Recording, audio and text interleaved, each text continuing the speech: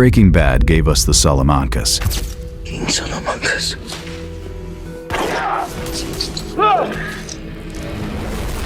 And for a lot of people, that's still the scariest thing television has ever put on screen. The chrome skull boots.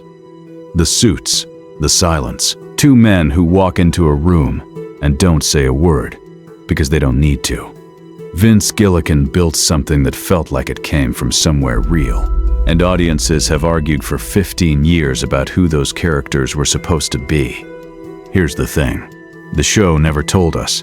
There's no interview, no writer's room story, no documented answer. The Salamancas are fiction, and they were always fiction. But about 700 miles south of the New Mexico desert where that show takes place, in a border city that supplied close to half the cocaine consumed in the United States, there was a real man running a real enforcement wing, and a 1999 report from the Drug Enforcement Administration attributed roughly 300 murders in Mexico and the United States to the organization he enforced for. 300. Not on a streaming service. In case files. His name was Ramón Arellano Félix. He was 6'2.5", 253 pounds. The FBI put him on its 10 most wanted fugitives list in September of 1997 as fugitive number 451. The United States State Department described him as one of the most violent leaders of an organization already known for its propensity for violence. And on a September morning in 1998, in a fishing village on the Baja coast about 60 miles south of the American border, gunmen acting on his orders pulled 3 sleeping families out of their beds at 4:30 in the morning. 19 people died. 8 of them were children. The survivors couldn't bring themselves to go back to the cemetery for 3 years because the wall had been knocked down so a bulldozer could dig a hole big enough for everyone. That's not a plot beat. That village is still there. The woman who lost 9 relatives in one night gave her name to reporters. But I assure you, the real story here isn't the body count. It's how the man who ordered that died, and what happened to him afterward that almost nobody talks about. Because 4 years later, Ramón Arellano Félix went to a beach town during Carnival to kill his oldest enemy, got pulled over for a traffic violation on a side street, and never made it back to Tijuana. And then, for almost 3 weeks, the 2 most powerful governments in North America could not prove the man they'd killed was actually him.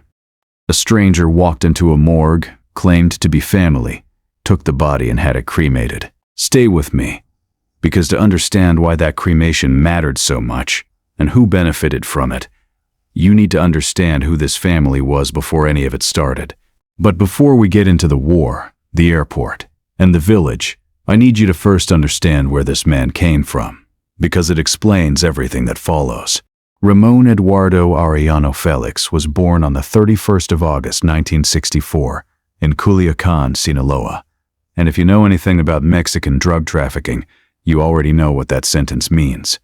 Culiacán isn't just a city. In the second half of the 20th century, it was effectively the capital of the trade.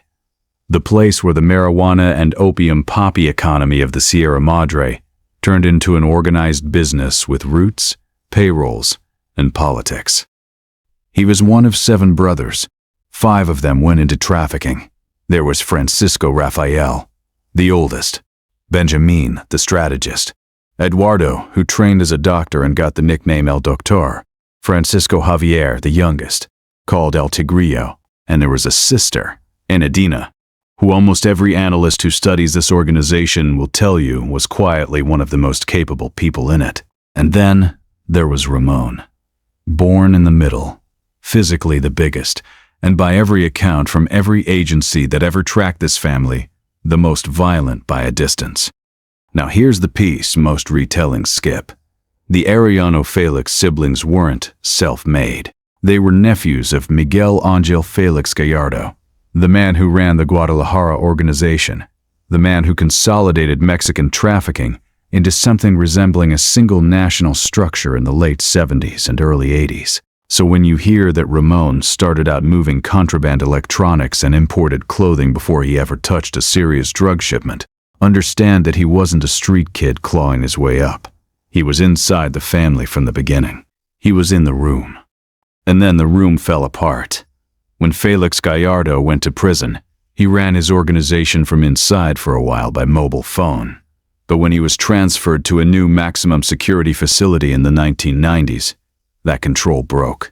And what had been one structure split into three. The Juarez organization went to Amado Carrillo Fuentes. The Sinaloa faction went to former lieutenants Hector Luis Palma Salazar and a man named Joaquin Guzman Loera, who at that point was not famous, not feared, and not yet called El Chapo by anyone outside his own circle. And the Tijuana Plaza went to the nephews. The Tijuana cartel was founded in 1987, and it was built by Benjamin and Ramon together. Two brothers, two functions. Benjamin negotiated, planned, structured, and handled the political side. Ramon handled everything that required a gun. And look at what they inherited, because the geography is the whole story. Tijuana sits directly against San Diego. That single crossing was, and is, one of the busiest land borders on Earth. Whoever controlled Tijuana controlled the shortest possible distance between Colombian cocaine and American money. Their reach ran through Tijuana and Baja California Sur on the Mexican side, and into San Diego, Los Angeles, Phoenix, and Tucson on the American side. Court documents from the eventual prosecutions describe an organization that negotiated directly with Colombian cocaine trafficking groups for multi-ton purchases, received those shipments by sea and by air inside Mexico, and then moved them across the border and distributed them throughout the United States. Hundreds of tons, hundreds of millions of dollars. And at its peak, in the late 1990s, the Arellano Félix organization was believed to be responsible for supplying somewhere in the range of 40% to nearly half of all the cocaine sold in the United States. Now, while all this was building, there was a problem sitting right next door, and it's the problem that turned Ramon from a trafficker into something else entirely. The Sinaloa people wanted to cross drugs through Tijuana, and the Arellanos said no. Years later, in a federal courtroom in Brooklyn, a man called El Rey, Jesus Zambada, brother of Ismael El Mayo Zambada, testified about exactly this. He said the Arellano Félix brothers thought of themselves as the kings, the rulers of Tijuana. He said they didn't want anyone crossing drugs without their authorization.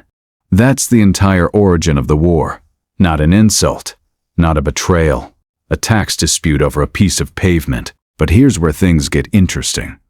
That dispute is what pushed El Mayo Zambada away from the Tijuana organization and into partnership with El Chapo Guzman. Two of the most consequential criminal careers of the last 50 years were shaped by the Arellanos refusing to share a border crossing. And by 1997, the United States government had seen enough. On the 18th of September that year, Ramón Arellano Félix was added to the FBI's 10 most wanted fugitives list. He was charged in a sealed indictment in the Southern District of California with conspiracy to import cocaine and marijuana. His assets in the United States were frozen. American citizens and companies were barred from doing any business with him. He was 33 years old. Now listen closely, because what I'm going to say next is the part that separates this man from every other enforcer in this history. And it starts on the American side of the fence. If you take the time and do your homework on the Arellano Félix organization, you find something that doesn't show up in any other Mexican trafficking group of that era at that scale. Ramon's enforcement wing wasn't Mexican. A lot of it was American. In late 1992, a faction of the Logan Heights gang out of San Diego, the 30th Street Crew, Calle 30, formed a formal working alliance with the Tijuana cartel, and the man who built that bridge was named David Baron Corona. Baron was born in 1963. He grew up in Barrio Logan, a predominantly Latino neighborhood in San Diego. He committed his first murder at 16 years old, over something almost unbelievably small. Depending on which account you read, a man was either sitting on his car or had urinated on it. He shot him. He went to prison for it. And prison is where the story turns, because in there he connected with the Mexican mafia, La M. And then during a later stretch on weapons charges in 1987, he ended up incarcerated alongside the brother of a man called El Kitty Paez, who was already inside the Tijuana organization. That's the introduction. That's the handshake that changed the border. Baron got out in 1989 and started working almost immediately as a bodyguard and gunman for the Arellano Félix brothers. And in Mexico, the cartel put him through paramilitary training, heavy weapons instruction on ranches, tactical work, the kind of preparation that has nothing to do with street crime and everything to do with soldiering. Then, they turned him into a recruiter. Baron went back across the border and started bringing in men he'd grown up with. Law enforcement assessments from the period put the number at up to 30 Logan Heights members brought into the organization as enforcers, bodyguards, and hitmen. They were paid weekly retainers reaching around $1,000, plus bonuses on top for specific enforcement work. They moved in groups of 6 to 10. They guarded safe houses. They carried AK-47s, and they were trained in Tijuana before being deployed.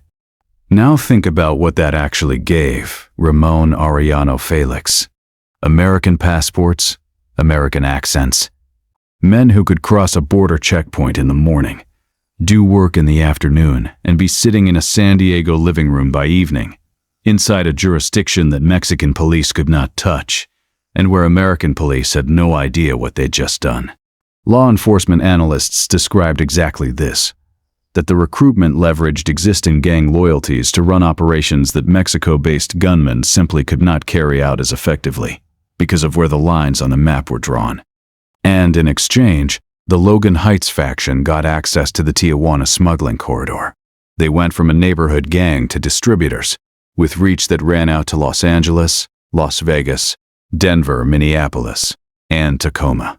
To put into context just how unusual this was, most trafficking organizations of that period recruited locally, killed locally, and stayed on their side of the border. Ramon built a transnational enforcement arm. He turned a San Diego street gang into an international paramilitary unit. And in 1992, he pointed it at El Chapo Guzman. The first serious exchange came in May of 1992, when a bomb went off at a property belonging to the Sinaloa leadership. Then Ramon went hunting personally. He and at least 4 of his men found Guzman's vehicle moving through Guadalajara and opened up on it with AK-47s. It's worth stopping on that image, because it tells you something about the man. He wasn't sending the Americans. He was in the car. Ramón Arellano Félix, one of the 2 heads of an organization moving hundreds of tons of cocaine, personally participating in a drive-by with an assault rifle. Guzman survived it. Not a scratch. But the attempt worked in another way. It forced him out of Guadalajara entirely and into hiding under a false name, genuinely afraid of what came next. But did that end it? Well, no. Instead, it only guaranteed the response.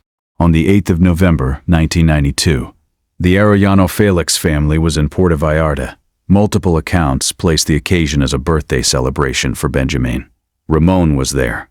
Francisco Javier was there. David Baron Corona was there running security.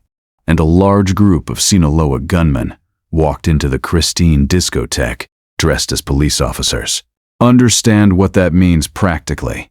In Mexico, in 1992, a group of men in police uniforms entering a nightclub does not cause a room to panic. It causes a room to freeze and wait. That disguise wasn't theater. It was the delivery mechanism. What followed lasted at least 8 minutes. More than 1,000 rounds were fired inside that building by both sides. 6 people were killed, and the Arellano Félix brothers walked out of it. The accounts differ on the exact mechanics. Some say Baron identified the fake officers before they moved and started shooting first.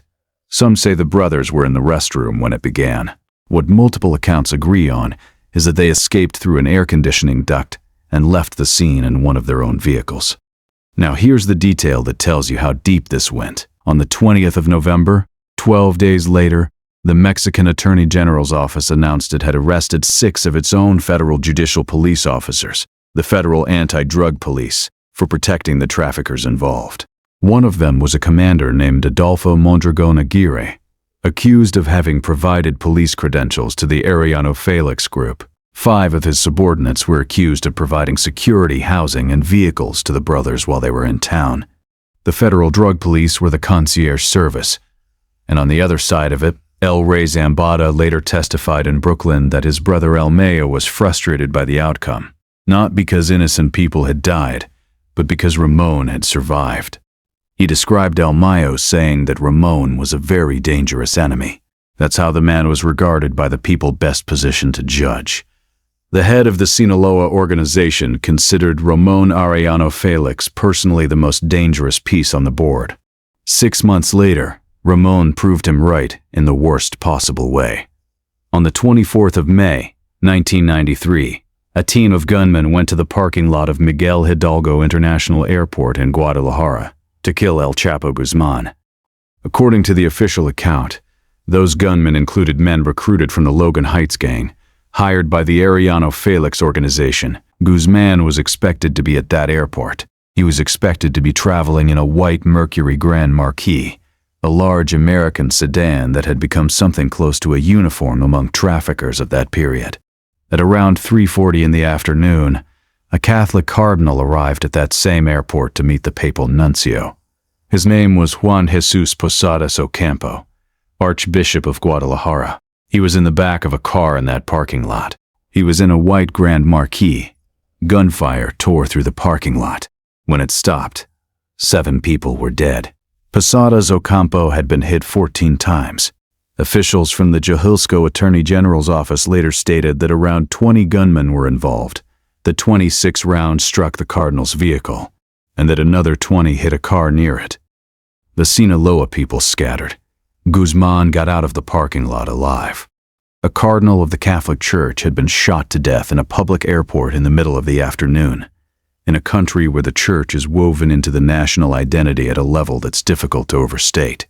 And an FBI report from October of 1993, heavily redacted, eventually released years later under the Freedom of Information Act, stated it plainly. The Tijuana-based Arellano Félix brothers attempted to assassinate Joaquin Guzman at the Guadalajara airport, and mistakenly killed the Archbishop instead. Now, I want to be honest with you here, because this is one of the most contested crimes in modern Mexican history, and I'm not going to pretend otherwise.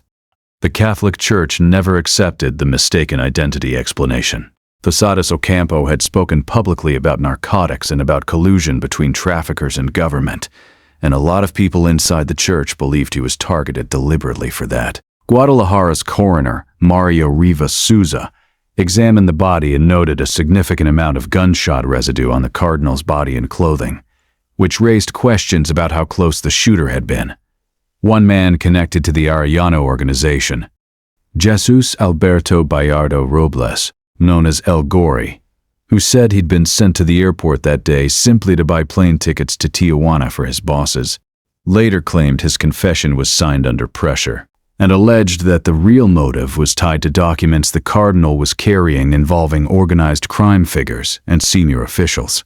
Witnesses reportedly described a man opening the trunk of the vehicle after the shooting and removing documents whose contents and destination have never been established.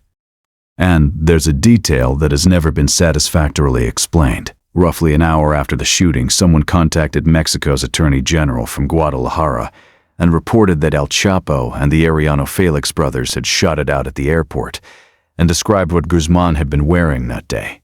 Before any investigation had meaningfully begun, what is established? In January of 2017, the United States government formally acknowledged that the conflict over trafficking routes, including Tijuana, between the Sinaloa and Arellano Félix organizations, produced the confrontation in which Posadas Ocampo died. And at El Chapo's trial, Vicente Zambada Niebla, El Vicentillo, testified corroborating Arellano Félix participation in the killing, and noted something striking, that ordinary Mexicans had no idea who Joaquin Guzman even was before that day. That's the irony nobody points out. Ramón Arellano Félix tried to erase El Chapo Guzman and instead created him. The manhunt that followed made Guzman a national name. He fled to Guatemala and was arrested there in June of 1993. Everything that came after, the laundry cart, the tunnels, the mythology, all of it, traces back to a failed hit in an airport parking lot. And the crime itself, More than 200 testimonies, around 100 volumes of judicial file, decades of investigation. No one has ever been sentenced for the killing of Cardinal Posadas Ocampo. Two of the men most closely tied to it never faced a courtroom either. Ramon Torres Mendez was arrested in late June of 1993 and was killed by other inmates inside a Mexican prison that September while awaiting trial. Juan Francisco Murillo Diaz, known as El Güero Jaibo, was identified as one of the actual shooters. He was never arrested. Now, if the airport had taught Ramon anything about restraint, the next 4 years show no evidence of it. In Tijuana, there was a newspaper called Zeta, and it was run by a man named Jesus Blancornelas.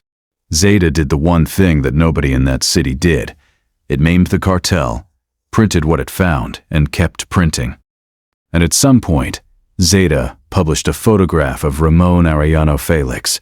Think about what a photograph meant to a man on the FBI's 10 most wanted list. A face is an operational vulnerability. A face means checkpoints, informants, and a reward poster people can actually match to a person. On Thanksgiving Day, the 27th of November, 1997, Blancornelas was being driven to the airport when gunmen ambushed his vehicle with automatic fire. His driver and bodyguard, Luis Valero Elizalde, was killed. Blancornelas himself was hit and badly wounded, but he survived. And so did his newspaper. He went back to work, but here's the part that might actually interest you. David Baron Corona was leading that ambush, and David Baron Corona died in it, killed in the crossfire on that street, at 34 years old. The single most valuable asset in Ramon's enforcement wing, the man who had personally built the American Sicario pipeline, the man who had pulled the family out of Christine's, dead on a Tijuana street, in a botched attempt to silence a newspaper editor who then went right on publishing. That's the return on investment. That's what all that paramilitary training and cross-border infrastructure ultimately purchased on that particular day. And then came the worst of it. I'm going to handle this next part carefully, because real families are involved and some of the survivors are still alive. El Sozal is a small fishing community outside Ensenada in Baja California, about 60 miles south of the American border. It's roughly 90 minutes from San Diego. People from California drive through it on vacation. On the night of the 16th of September 1998, the town had been celebrating Mexican Independence Day. At around 4:30 the following morning, gunmen entered 3 neighboring houses. The people inside were asleep. They were pulled out of their beds, lined against a wall, and shot. 19 people were killed. 8 of them were children. Early reports put the number at 18 before the final count was established. A 15-year-old girl survived by hiding underneath a bed. She was taken into protective custody as a witness. According to the Attorney General of Baja California, the head of one of those households, a man named Fermin Castro, grew marijuana for the Arellano Félix organization and oversaw plantations in the area. Sources told CBS News that Castro was killed along with his family for allowing a rival trafficker to use his airstrip. Prosecutors in a later case put it in terms of competition. The killings were carried out to stop a rival's marijuana operation from becoming a serious competitor. Officials described it as a message from the Arellano Félix brothers, and it's Ramon's name that appears attached to the order in the record. Now here's what stays with you about El Sauzal. More than any statistic, the village cemetery had a stone wall around it. That wall had to be knocked down because a bulldozer needed to get inside to dig a grave large enough to hold everyone. 7 people were buried together in a single plot on the same day. 3 years later, an Associated Press reporter went back to El Sauzal and found workmen finally repairing that gap in the wall. Not because it had taken 3 years to organize the labor, because nobody in the village could face going up there. A woman named Ana Maria Tovar, who lost 9 relatives in one night, told the reporter it simply hurt too much and that nobody wanted to go. That's the difference between fiction and record. In a television show, a massacre is an escalation that raises the stakes for the next episode. In El Sauzal, it's a broken wall that stayed broken for 3 years because grief made it physically impossible to walk up the hill. There was also an unwritten rule in that world. One that traffickers of that generation talked about openly, that you don't touch the children. El Sauzal is widely understood as the moment that rule stopped existing in Mexico. And it's the moment Ramón Arellano Félix overplayed his hand. Because here's the thing about terror as a business strategy. It works right up until it stops working. El Sauzal was so extreme that the organization went quiet afterward. Deliberately, because it had drawn a level of attention that was actively bad for a business built on discretion and bribery. The 1999 DEA report attributing around 300 killings to the group came in the immediate aftermath. American and Mexican pressure escalated, and within 4 years, the family that had ruled the most valuable border crossing in the hemisphere would be finished. One man from that morning, Jesus Ruben Moncada, was eventually picked up in Los Angeles, at his own home, taking out the garbage, and handed back to Mexican authorities to face murder, attempted murder, and kidnapping charges. He'd been living in the United States since 1998, having crossed illegally near San Isidro. Immigration officials called the case one of the most heinous mass killings in recent memory. But the man who ordered it never saw the inside of a courtroom. According to court testimony, federal records, and reporting from the Sinaloa coast, this is how it ended. By early 2002, Ramón Arellano Félix had been on the FBI's 10 most wanted list for more than 4 years. He was 37 years old. And he wanted Almeo Zambada dead. That grudge went back a full decade, to the disco in Puerto Vallarta and further.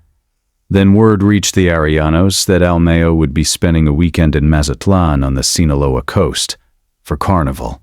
Now understand what Carnival in Mazatlan is. It's one of the largest street celebrations in Mexico. The boardwalk becomes genuinely impassable.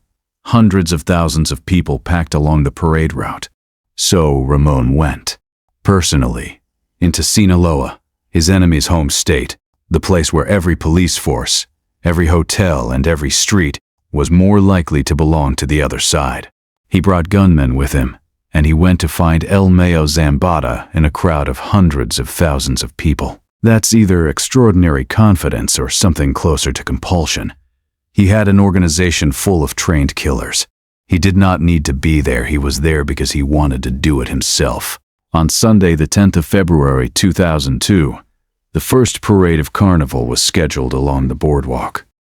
At around 10:30 that morning, officers of the state ministerial police noticed a white Volkswagen Beetle with Sinaloa plates, VFY 6068, driving the wrong way down Rafael Buelna Avenue near the Zona Dorada, the hotel district. 5 men inside. The police moved on the vehicle. The driver accelerated, made it into a hotel parking lot, and the occupants abandoned the car and scattered into the businesses along Bougainvillea Street. And this is where it gets almost absurd. 2 of these men, professional gunmen who'd come to a rival state to assassinate a cartel boss, ducked into a pharmacy and tried to look like ordinary customers, standing there flipping through magazines, waiting for the police to pass. 2 others made it as far as a restaurant called Tony's and were arrested there minutes later. And on that street, a former state police commander named Angel Antonio Arias Torres came face to face with a man who identified himself with a badge from the Attorney General's office. That man was Ramón Arellano Félix. Both men drew. Ramon hit Arias Torres twice in the chest, wounds that killed him. And as Arias Torres went down, dying, he fired back and hit Ramon in the head with a single round. Both men died on Bougainvillea Street, a block or so from a parade that was about to start.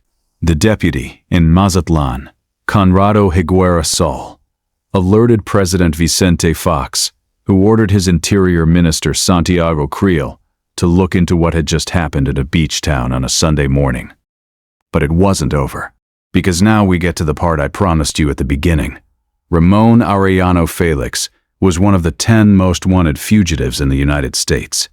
And when he was killed, the Mexican government did not immediately have him. A man walked in, claiming to be a relative. He collected the body, and it was cremated. By the end of February 2002, NPR was reporting from Mazatlan that American and Mexican officials were still investigating whether the man killed on the 10th had actually been Ramón Arellano Félix at all, and that the cremation had seriously complicated any positive identification. Think about what that means.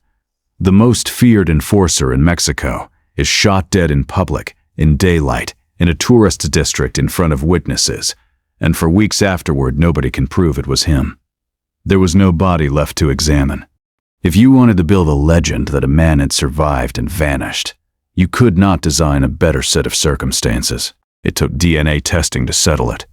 Mexican prosecutors eventually confirmed that the man killed on the 10th of February in Mazatlan was Ramón Arellano Félix, and by the time they announced that, his brother Benjamin, the strategist, the actual head of the organization, had been arrested. That came on the 9th of March 2002, 4 weeks after Mazatlan. The two pillars of the Tijuana cartel were gone within a month of each other. Here's the question that hangs over all of it. Was this really a traffic stop? The official record is what it is. A vehicle driving the wrong way, a pursuit, a street encounter, an exchange of fire, 2 dead men. But according to Ismael El Mayo Zambada, it wasn't chance at all. He said El Chapo Guzman arranged for Arias Torres to carry out that stop and that killing. And El Rey Zambada testified in Brooklyn along the same lines, that when Ramon was killed in Mazatlan, it was because El Chapo had corrupt police officials pull him over in front of a hotel, and a shootout followed. Some accounts go further, describing a betrayal from inside Ramon's own crew, a man who lured him to Mazatlan with the story about El Mayo being in town with only 2 bodyguards. I'll be straight with you.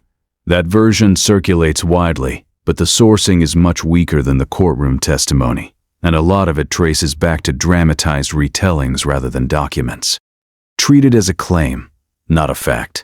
But even taking only what was said under oath in a United States federal court, the picture is grim and clean.